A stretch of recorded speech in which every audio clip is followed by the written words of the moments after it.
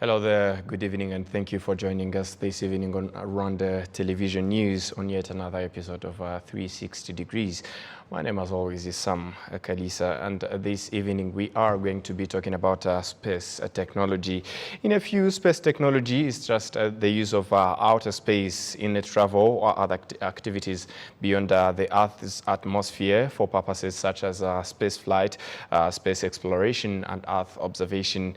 It is in the development world, space technology has been cited to have a great role in accelerating sustainable development. It presents applications of space science and technology for achieving sustainable development goals, including ensuring food safety, reducing the risk of disasters, and preventing humanitarian crisis, among different other roles or other importances that come with the use of space technology.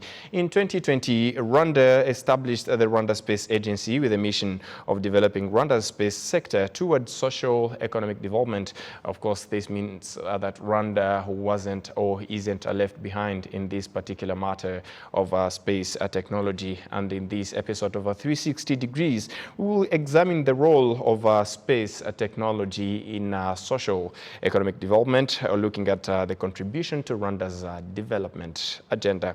I'm not alone this evening, as joining me is Joseph Abakunda, who is the Chief Strategy Officer for the Rwanda Space Agency. Thank you very much for joining us. Thank you, Sam. All right, also joining us, the agency, if I can say that, is among the first that got to use the space data provided by the Rwanda Space Agency. Joining me is Musana Bernard, who is the Head of Knowledge and Forecasting at the Rwanda Water Resources Board. Thank you for joining us. Thank you.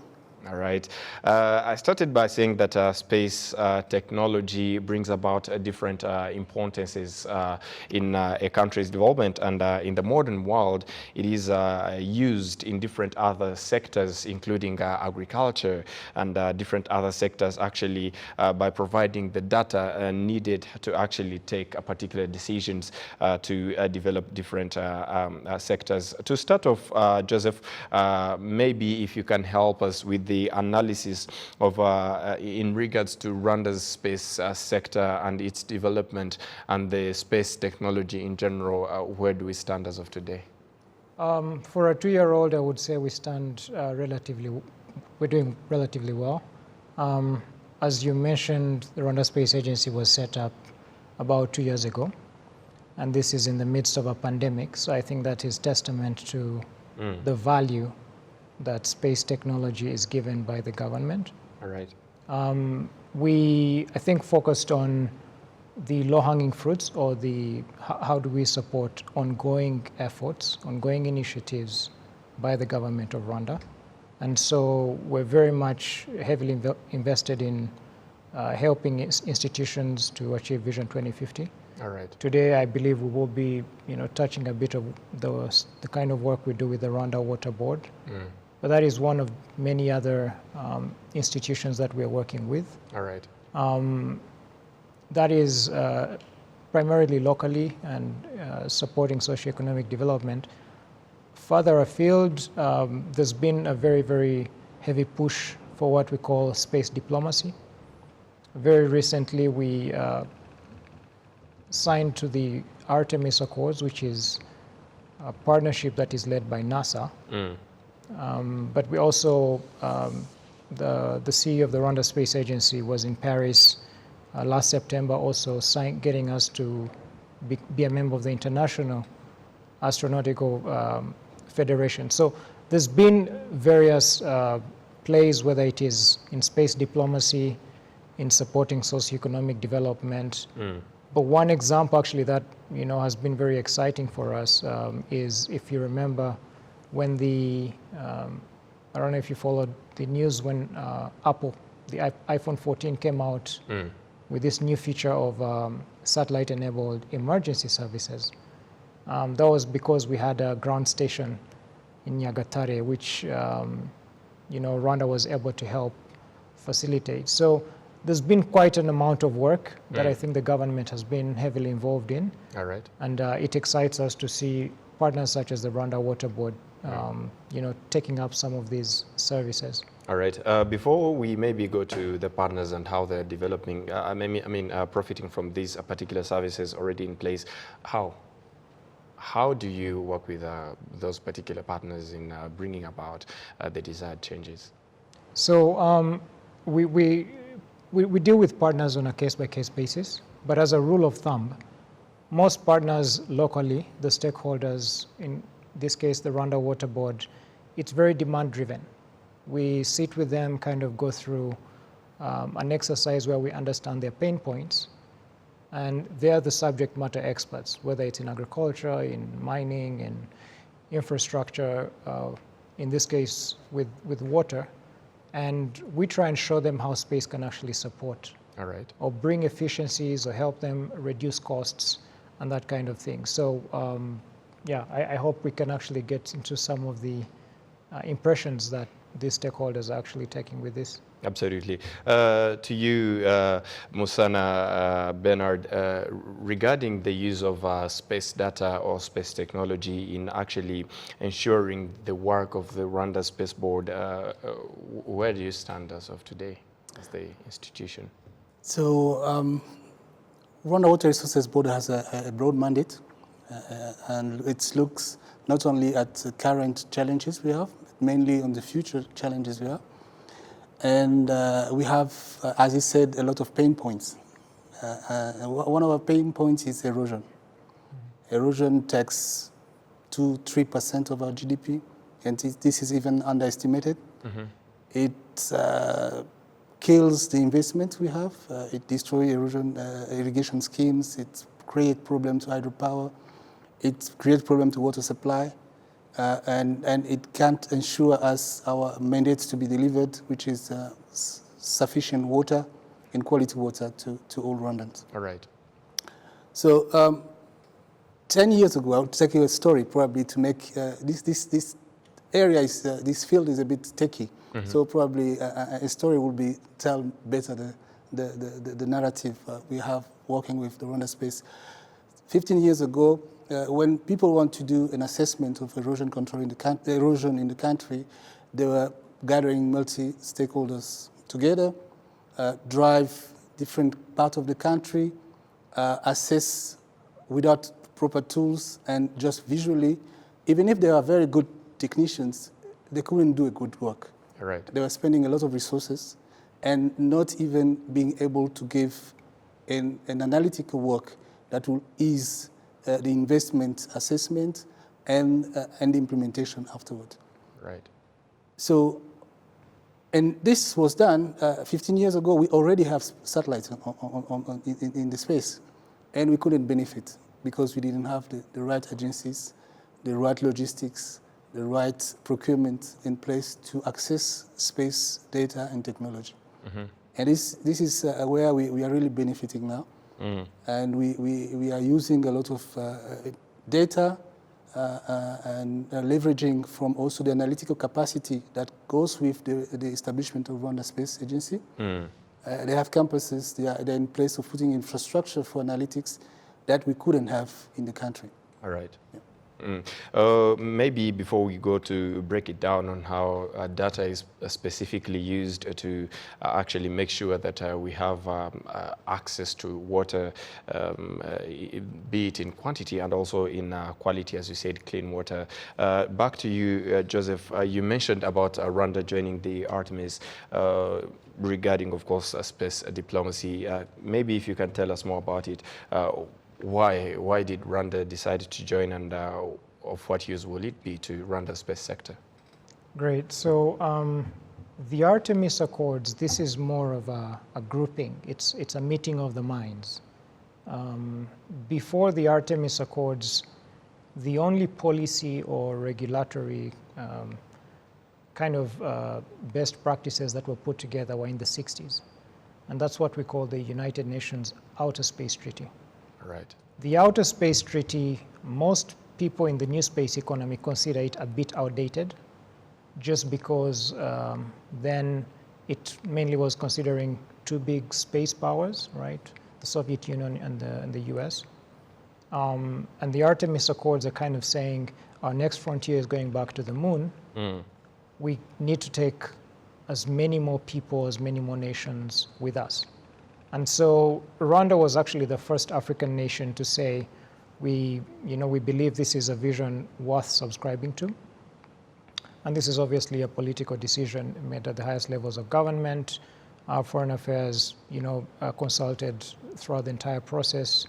But maybe to come to the potential benefits from such signing, space diplomacy is another tool that helps us achieve some of the work we're supporting other stakeholders like the Rwanda Water Board and other stakeholders. Right. And the reason is it opens up a grouping. It opens you up to different partners who already, let's say, have used satellite technology for 15 years, like Bernard was talking about, in leveraging, let's say, soil erosion, like he was talking about. So it's not just about going to the moon, it's also partnering with other countries, even in other areas that still leverage space technology. That's one. Two is, this is also a potential boost to the economy because everything that is going to the moon or to space was built on Earth. And signing up to such principles of saying we're going to exploit the moon in a peaceful and responsible manner does open us up to an opportunity where, if in a few years we have a company here that it might be a subsidiary, it might be headquartered here, but it could actually be looking to, let's say, mine some regolith on the moon, or it might be willing to build some CubeSats that are being taken to the moon, or partner with some of these. These are the areas that we're looking to. Of course, is it moonshot thinking? Yes, but it's nothing outside what Rwanda is used to being, thinking outside the box, dreaming big and thinking farther ahead. All right. Absolutely. And back to you, Bernard, maybe if you are to break it down, you mentioned one of the important matters that actually being tackled by using space technology, which is a soil erosion. Maybe in terms of the mandates of the Rwanda Water Board, if you are to narrow it down to not only soil erosion, what other things do you use space data for? So, just I gave another example. We also say quantity of water, and we know we are a country where most of our water comes from our rain, not from neighboring countries. So, and we need to store water, and most of the water just run out of the country without us benefiting from it. But we also have natural storage. Our natural storage are lakes, our groundwater. Groundwater is huge. It can store 2 to 5 years of our rain, stored underneath. So, but most of the time you don't know where is the groundwater because it's hidden. And space data. I won't mention all the type of data, gravity data. Lineament, what we call lineament, this means features the human eye cannot see. But because you do heavy analytics on images, looking at where the vegetation is changing, you can discover area where we can have sufficient water to supply not only domestic, but also do small-scale irrigation up to 100, just based on groundwater. All right. It's something we are heavily working on, and the initial data we are getting are very promising. All right. Absolutely. Back to you, Joseph. You said it 2 years down the road, and as I started introducing, in 2020, Rwanda introducing the Rwanda Space Agency with the mission of developing Rwanda's space sector towards socio-economic development. Maybe if you can break it down for maybe someone who is watching us right now and does not know specifically the mandate of the Rwanda Space Agency, what would you say it is? So we break down our mandate into four main parts. There's the regulatory piece, which is kind of looking at what space activity is going on, what frameworks need to be put in place, what policies would make us competitive. And so there's the regulatory piece, and on that front, we work very heavily with policymakers and other regulators to make sure we're competitive. And we've had considerable success. I think it's worth mentioning that in just over a year ago, we had a filing at the ITU that made some noise for all the good reasons of over 350,000 satellites. To put that into context, Elon Musk could not get 40,000 from the FCC. So the regulatory piece is really alive and competitive on the global scale. All right. There is also a lot of scientific research that is being done. And we fall in love with the problem. In this case, we're not water experts, but what he was just what Bernard was just sharing with you right now, if the Rwanda Water Board was to invest in a software platform for program monitoring, evaluation, or mapping out all these applications, we're talking north of £1 billion per year, right? And that is money that they save just by. Does that make us the experts? Not at all. But the more we get closer to the stakeholders who are using these services, there is, we push the boundaries of research, and we also save government and Rwandans money. There is the advisory piece.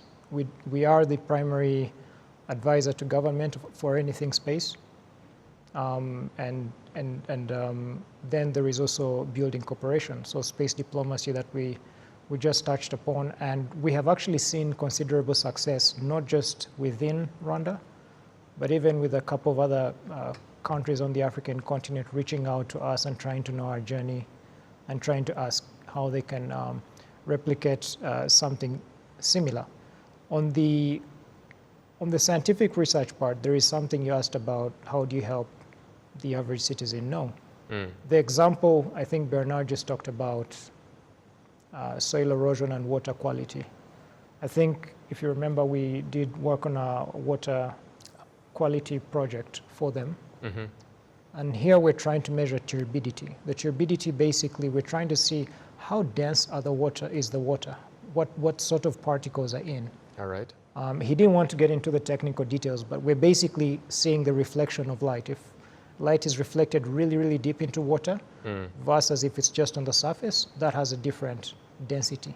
All right. And so from space, you can actually do some of this modeling, which we're very happy to say we've managed to achieve, but definitely not something that would be achieved without the buy-in or the collaboration of our partners. Yeah. Absolutely.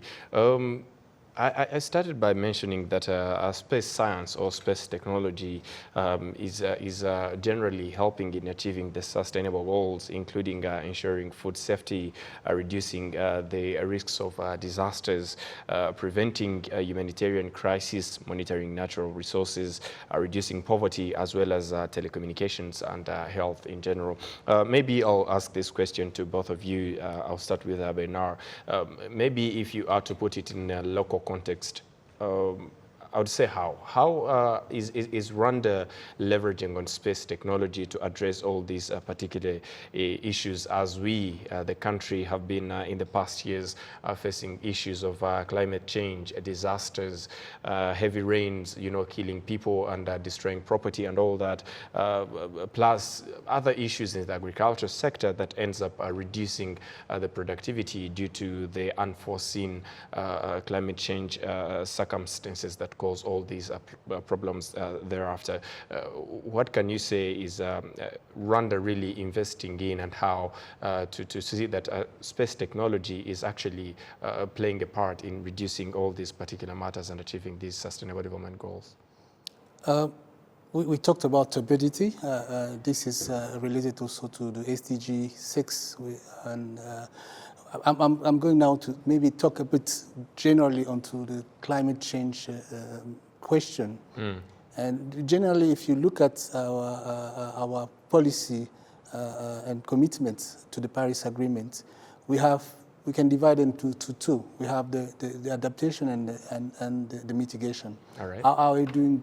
How are we working toward reducing possible harmful effect to the global climate, and how are we adapting, because we are going to be suffering from the consequences of the global warming. So on the mitigation, let's start by maybe the easiest one. The mitigation, we know that we need to have more green ways of managing our land, more trees, not only in the forest, but also in the farmland, in the public space. And currently, Rwanda Space has different agreements with scientists all over the world that now are deploying a technology, and probably will be one of the first country in the world, maybe the first country in the world, of mapping individual trees, all the trees in the country mapped in a regular basis. So you could do an accounting of our trees we have, and also not only the trees, but also the carbon we are sequestering in those trees. And we can go even, because carbon sequestration is also beyond the trees. So I'll not dive into that too much, but we have also climate finance. How do we attract the finance so that people work on that? And one of the reasons, if you don't have a good way of accounting, it's hard to convince people to give you money for sequestering carbon. So Rwanda Space is putting us in the position of really being a very convincing partner in the carbon markets and finance. That's one. I'm just picking one. And if you go to the adaptation, we talked about erosion. We're talking about flood. And if you look at the example of Sebeya, where we managed to reduce significantly the risk of flood in that area, one of the reasons we did not do a lot of topography, heavy topography. We leverage on LiDAR survey based on drone. And those drone companies are somehow regulated and partnering in the Rwanda Space. So the space industry is not just the Rwanda Space. They are the regulator for the other players around that. All right. Maybe if you add on it. I think he's really mentioned a lot of anything climate that we're doing. The experts here really have been the Ministry of Environment, Fonergwa, the Green Fund, and what I thought was very interesting is last October, there were not, during COP27 in Sharm el-Sheikh, there were not many delegations that brought on board their space agencies, even those that had space agencies. Rwanda was different. Rwanda included within the delegation to COP27, space technology. And even if this was a first, we did see considerable interest right after that. Bernard has just talked about the mapping of forests. There's actually a Rwandan PhD student in Denmark who, is probably within a few years going to be one of the experts in this field. But mapping individual trees from space is, it's the next frontier. And Bernard touched on climate financing, but even if we're developing partnerships with other funding institutions on that front, there might be, on the mitigation, there is the NDC framework, right? There's the, I think ours is 38%, the goal that by 2030 we need to have at least 38% reduction of emissions. And how do you measure that? And so that's where we try to bring in these analytics to propose novel ways of doing it. Do we answer everything 100%? Probably not. But we probably will at least do, a relatively good amount of work to at least get the job done. Absolutely. The second part to that is the recent landmark agreement, the loss and damage, which was agreed upon in Egypt. Countries will need to now decide how do we actually show the loss that we have had or the damage that has been done to our forests. And space technology helps you to go back in time. You can actually say for the last 10 years, this is how much of our forest cover has actually been depleted. Or in the event, you can actually paint a model and say, in the event that we actually lost 30% of our forest cover, this is the corresponding growth that we're actually giving up. All right. So the opportunity cost is really where now, kind of sets up your negotiation or your bargaining power in a way. So it's an area we're actively working with, the different environment ministries.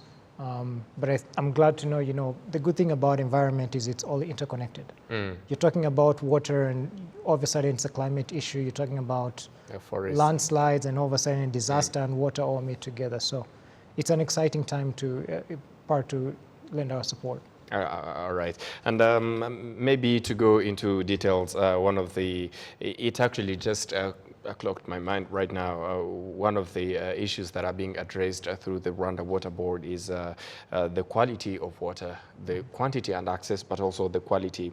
It reminded me of His Excellency President Kagame back in the days, talking about one of the issues of our water being not clean, mentioning an example of River Nyabarongo. How are we trying to make sure that we do everything necessary that as we strive to have a clean water access, we also have this same quality that we are always looking for? There's no doubt that Nyabarongo is a problem, because if you look, you ask all actors along the way, people who are abstracting water for, I'm not just talking of the color. There's a long discussion about whether our cappuccino rivers will turn into, I don't know, mineral water or something different. But there's an academic discussion. Some people say the color can stay longer, but there's no doubt that there's a heavy load of sediment in the river. And that's no doubt about it. And this is a problem for us. And definitely, that's why I was saying that the pain point, erosion is probably the most important or critical environmental problem our generation need to deal with. And we should be aiming at saying we solve that problem. All right. Yeah, and as I said, where should we start from?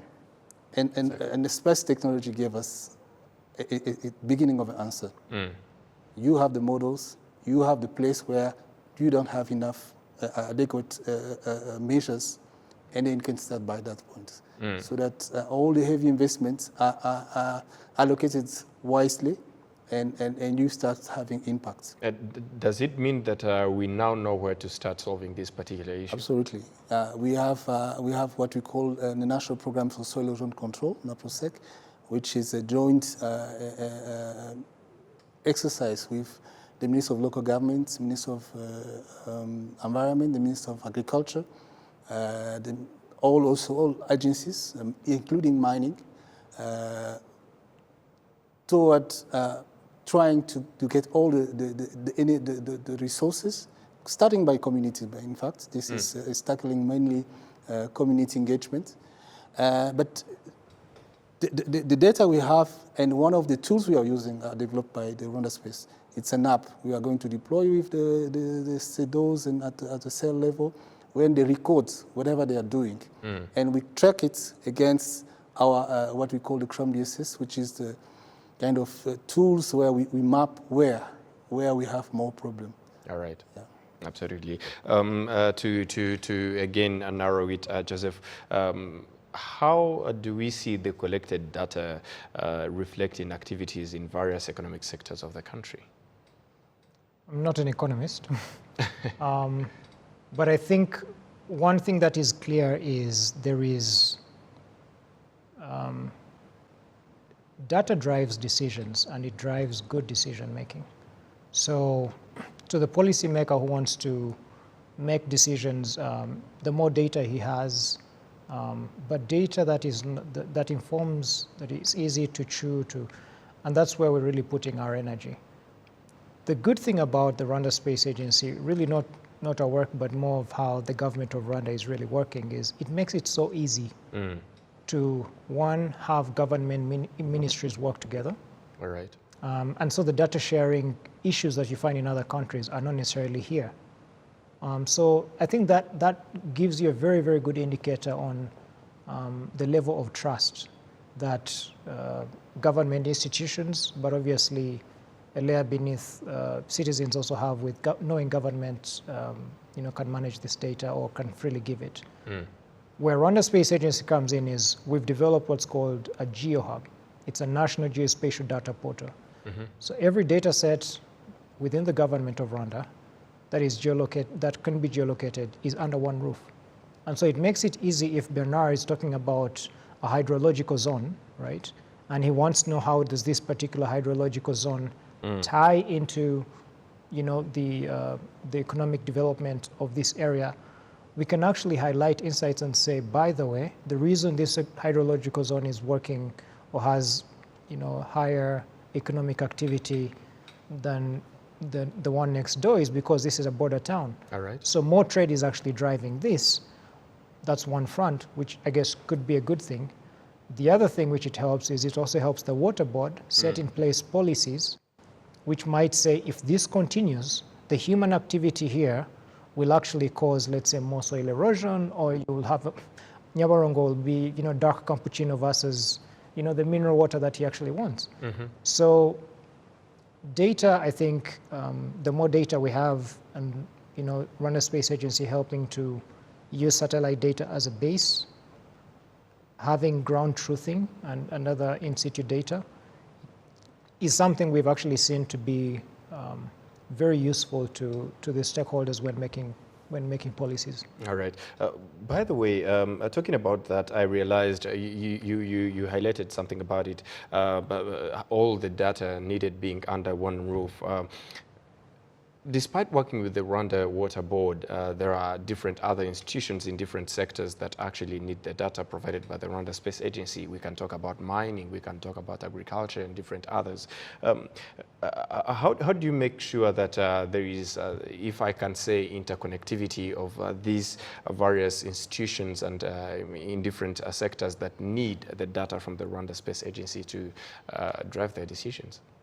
I think that's fairly straightforward because we have a very straightforward process. We don't turn back anyone who is government, who wants certain answers or to make certain decisions and needs our data. So working within government is just it's a very low-hanging fruit, but it's also demand-driven. So however much we can do the advocacy and try to highlight to different stakeholders of how space can actually support their mission, it really comes down to them needing this. And so, but what we've noticed in our experience is when an institution, for example, the Rwanda Water Board, is interested in a particular decision, will bend over backwards, go 150% to make sure we support them. All right.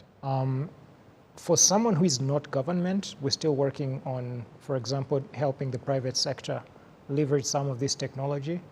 At 2 years old, I don't think we're 100% where we want to be. But it's something that I want to say we've already gotten considerable support from all the different institutions, and we think we'll get there. Academically, we've built partnerships with the Carnegie Mellon University, Africa Institute of Mathematical Sciences, UR, and so developing research projects is really very, very easy in sharing some of this data. All right. Back to you, Bernard. Despite the space sector, I mean, it hasn't been so long since it was given a lot of attention and investment by the country. But what can you say are the advantages that the development of space technology brings to a country like Rwanda? We have not done the economics of space into understanding the costs and benefits. It's quite a huge endeavor, and being at the beginning, it will be something will be hard to do. But it's obvious that if we, I'm taking a project. We have a project in solving the problem of erosion and flood in the volcano area and what we call the Vunga corridor. If we have to do catchment by catchment, deploying land assessments, definitely we can reduce the costs by up to less than 20-30% of this is a benefit. Again, we also be very accurate on what we are doing, which it's very important because you don't just look at the financial, but also you have to look at the economic benefits. Right. Are you doing the service you should do to the community? And both for accountability, for efficiency, for accuracy, the space technology is really something very, very helpful. It gives us confidence on what we are doing, and we are focusing on delivering our services.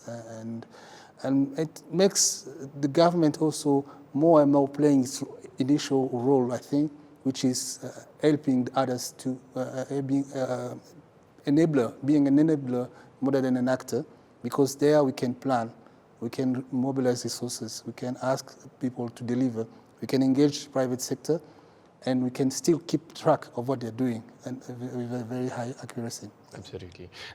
Maybe he answered my next question in one way or another, but I'll still ask it to you, Joseph.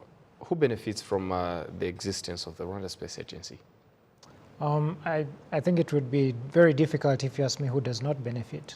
The reason I say that, when Bernard was talking about the terraces, one of the products that I think we developed for them is a terrace suitability map.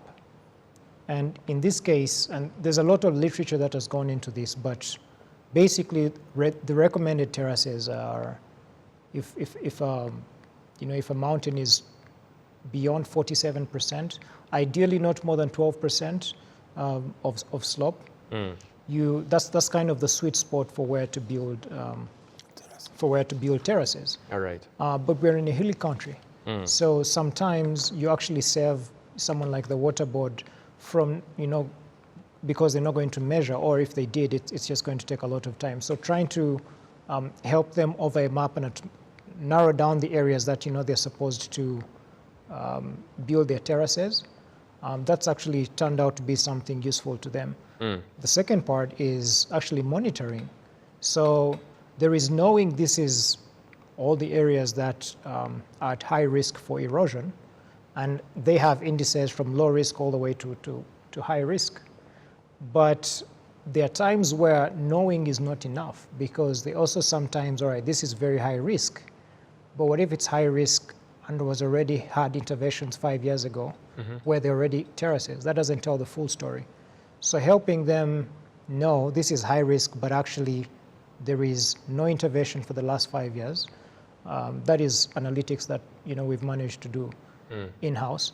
So to the average citizen, I think anytime they see government supplying and achieving their socio-economic development goals, they don't need to know how they got there. The space agency is really going to make sure they try to improve efficiencies in the back end by supporting other government institutions fulfill their mandate. Absolutely. Maybe I'll go ahead to ask this other question to you. Regarding the issue of investment, I know very well that the government of Rwanda has really invested a lot in terms of developing Rwanda's space sector. But if you are to talk about the issue of investment, is there more areas that needs to be, that still need investment in order to keep track and grow further Rwanda's space sector? And maybe to add on, how can we, let me say, attract the private sector to play their role in this? Okay, so the question is twofold. One is, for a country such as ours, there will always be more demand for what we need to do. But I think it's also, if you put that into context, for the amount of work that you've managed to achieve within 2 years, I think that's not possible without significant investment. And investment is not just money. Investment is political capital, political will, and advocacy. Investment is the entire ecosystem you're working with, people like the Water Resources Board who actually have that hunger and to adopt. That's investment from another stakeholder. But I think what you're trying to allude to from a private sector angle, The financial investment, even if that's not the only area we look at in terms of investment, is something that we have chosen the approach to incubate from the ground up so that it can be organic over time.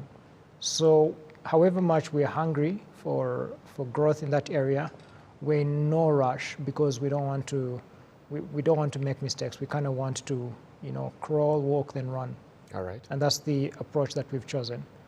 The reason we've chosen that approach is because in such a very specialized, highly skilled sector, shortcuts are very costly. All right. And so trying, as we develop the private sector, working with academia to build that knowledge, skills gap like we're doing with the Carnegie Mellon University. We're actually trying to help Carnegie Mellon set up a very a course that is very specific to the kind of work we're doing. So we're now handing the baton over to students, but we want to make sure it's at the quality as if we should have done it before. So in a nutshell, I want to say the biggest investment, at least in the short term, is probably going to be very heavily on developing capacity. All right. in the Rwandan engineers themselves. But on top of that, there is also investment in what can attract foreign companies. So we have we have an upcoming teleport, which is a bunch of ground station antennas in a place called Murire in Pama, Ghana. That is actually going to be having one of the biggest antennas in the region, because it's going to be supporting communications to the moon by NASA and Blue Origin, which is a company owned by Jeff Bezos. So there are investments we're doing to attract foreign companies to have more work. There are also investments we're doing locally to help Rwandan engineers kind of be competitive on the global scale. Absolutely. Maybe as we move forward and heading towards the conclusion, way forward, Bernard, looking at what we have so far achieved, which I can proudly say is tremendous in these 2 years since the Rwanda Space Agency was established to actually provide all this data that is actually used in decision making in different sectors. Way forward, what does this signal to the way that the country, the economy, the sector in general is going to be maybe in the next years, maybe if we can say 5 or 10? I think we should work into two, maybe a simplifying area. One is to still achieving even more accurate, informative analytics and through data analysis, big data, data science. And the other one is to make sure people consume those data. Absolutely. There's no point of telling people where the groundwater is and still when the dry season hits us or we have a drought spell and people are still suffering while we have water. We should make sure that we use this data, we engage all the partners, we really actively, this is our part, this is once the Rwanda Space has given us, then we translate all information in something more actionable, more convincing, more compelling to, I'm just talking of, I'm very fan of Street View that is joining us. You are visualizing your flood in 3D and being sure that when if the event is coming, when you step out, you are going to be in the water, just in front of your house. Right. That tells you something, and that you have to take a decision and do something. Absolutely. Joseph, way forward? I think by if the last 2 years are anything to go by, we're just going to get more busier and work a bit harder. We're very interested in expanding the relationships. I mean, our CEO had a very busy year last year, first in Paris with the International Astronautical Federation, then he went to DC for the Artemis Accords. Before that, in the summer, the ITU was here. Basically, he was kind of, the champion of how space can actually be regulated from a telecom perspective through the Global Satellite Operators Association. I believe that business is probably going to continue because space by its nature is just not something that is done by any one player. So I see really space diplomacy maintaining that momentum. In terms of downstream applications and the adoption of these services, I know today we're talking about the work with the Water Resources Board, but there are other partners, and hopefully you can get to talk to them as well at some point, especially leading up to COP28, where we're going to see a lot more adoption of space technology services within the already existing mandate, just because it drives efficiencies, it lowers costs, it just makes decision making easier. One of the things that we've noticed in advocacy is sometimes, for example, Bernard was talking about mitigation. Mitigation sometimes, an adaptation could come in the form of building trees. Other times it could come in form of a policy paper that informs a policymaker to say, maybe we need to just reduce the human activity in this area. And all those are still going to support your climate objectives. So we see, I believe that the trajectory of adoption for these services is also going to increase. All right. Another trend, I would say the last one, which is the attraction of space companies from abroad. I mean, we have quite a number of US companies, that are coming to either file here or set up a subsidiary here. I see that trend, I think, increasing, not just from the West, but in Europe, there's also been considerable interest, but also on the African continent because they're growing. So I think those are the main three trends I see going forward, and yeah, it's a good time to be alive. If you'd allow me, take you back a little bit on space diplomacy. Out of curiosity, how do you see the willingness of different players from different countries and international space agencies when it comes to partnering and bringing their hands together towards a common goal? Can you really say there is enough willingness to actually give a hand to each other to make sure that we are collectively growing this sector? Yeah, I guess I can't speak for the partners further afield amongst themselves, but what I can say is obviously geopolitics always plays its hand, but numbers don't lie, and people love partners who actually deliver results. And I think that's each time it's a time and tested jurisdiction that whenever they come to Rwanda, we deliver. Not the Rwanda Space Agency, GOR in general, and so we kind of are benefiting off of that. So I think that however much there's a place for geopolitics, I think you will still see partners, because space is not a forgiving environment. You send up a satellite once, if there's any mistakes or shortcuts, millions of dollars just went down the drain. So people love partners who deliver. And I think that's our niche. That's our area of expertise, or I guess of assurance. All right. Maybe as we head towards the conclusion, Bernard, you mentioned something very, very, very important and critical, if I can say. And when it comes to using the data provided by the Rwanda Space Agency in actually driving to effective solutions and decisions in general by different players and actually beneficiaries from the data provided by the agency, I think this is something that different sectors that need to benefit from the data needs to give a lot of attention. Maybe if you can say more from the 2 years that we've had the Rwanda Space Agency providing data to us, and if you can maybe judge from the perspective of the Rwanda Water Board and different other players that benefit from the data provided, how do we stand as of today, and what do you think really needs to be done right to see more improvement in actually benefiting from the data provided, to see tangible solutions on the ground?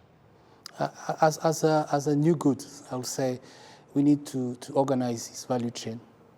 Who produced the data, who produced the information, who is the broker in the middle, who is the middleman, who is the end user. And all those people have a role both to inform the analytics backward, what we call the co-production of some of the services they are giving to us. All right. But we also need definitely to a kind of education to make sure they really leverage and do good business, be resilient, as this is our mandate in the government. Thank you. Absolutely. Maybe as we conclude, I'll just give each of you maybe 1 minute if you do have any other departing words on this particular matter as we conclude. Maybe starting with you, Joseph. Well, thanks. Thanks for having us. It's really, and you know, we really appreciate the time to kind of communicate our story and what we do.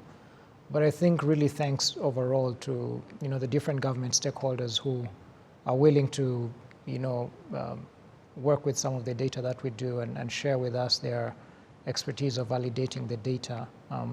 So yeah, I think we're very, very happy for what we've achieved. Definitely not resting on our laurels. We're really looking forward to doing a lot more, but definitely very happy for the support given so far. Absolutely. I would say there's money in the space data, and I hope we will have people who translate the information into business. Absolutely. Thank you very much, Joseph Abakunda, who is the Chief Strategy Officer for the Rwanda Space Agency, for your time tonight on Rwanda Television. Thank you, Sam.